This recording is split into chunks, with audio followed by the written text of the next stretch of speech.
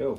We're just going to go through a few modifications that you can make to your belt tensioner to help with any noise, skipping or lack of tension some people are finding. These are all modifications that are going to be run in the next factory run, but they are things you can do at home as well. So you just need a 6mm Allen key, a 4mm Allen key, some super glue, grease, cutting fluid, and a 10mm drill bit. So I'll go through and show you guys what to do. Start by taking the tensioner wheel off. So just a 4mm in the back, and if it spins, just a 6mm in the front. Cool, put that there. Cool. So what some people find is that the bearings don't actually sit very tight into the wheel. So what we're going to do is pop them out. There is a wee spacer that is designed to sit in between the two bearings, as well as two bearings and that female bolt there. So you don't need much, but just a little bit of super glue.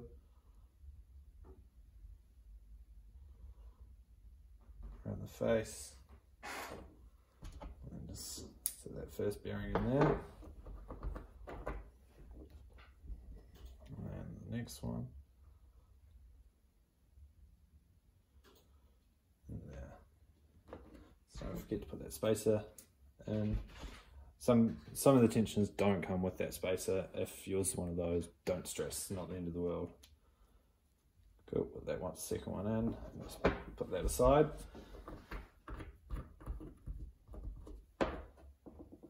Next, what we're going to do is, from factory, some of the tensioners, this plastic bushing here doesn't spin very freely and can start to undo itself when the tensioner is being used. So we're just going to undo this bolt here with that 4mm.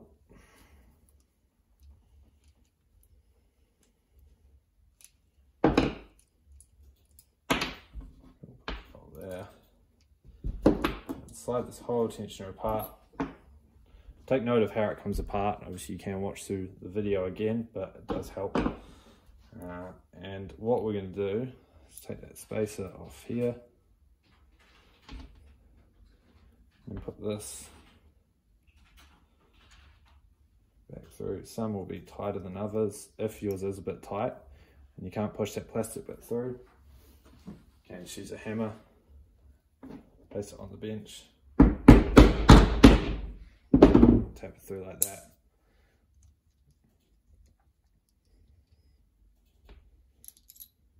Awesome. Cool. So what we're going to do now is just put a little bit of cutting fluid around on that guy there. Get our drill.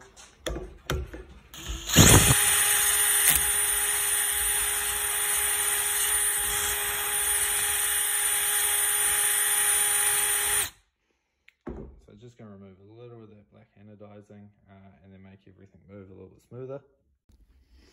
Cool.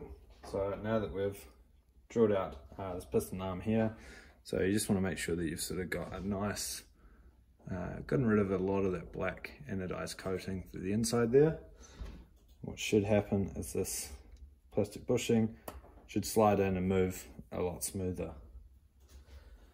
Cool. So don't forget to put that washer back on. What we'll do next, so these guys from factory come quite dry, and over time you can get dust and muck built up in here, and it will cause quite a bit of friction, and then this won't move quite as nicely. So just with like your basic sort of general purpose grease, see if you can just dump as much as you can in there. So do this twice.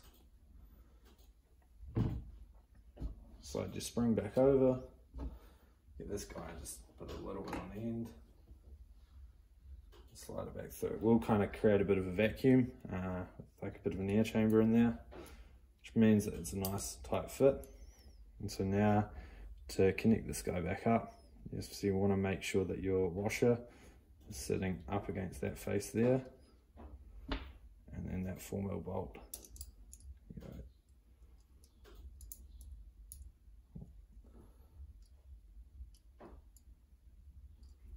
show you now.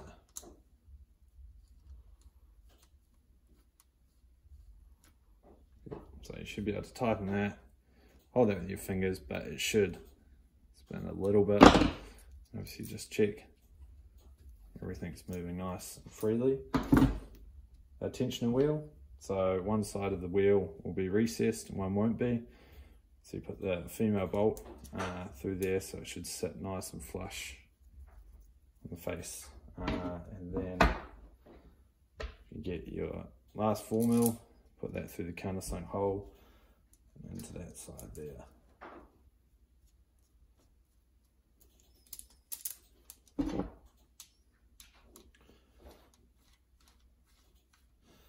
Cool. So you're going to do this up nice and firm. If it does keep spinning on that side, you can get a 6mm to hold that, just to snug it up. Cool, all good to go. So now everything is greased, moving freely, which hopefully fix any of those issues that you guys are having. Sweet.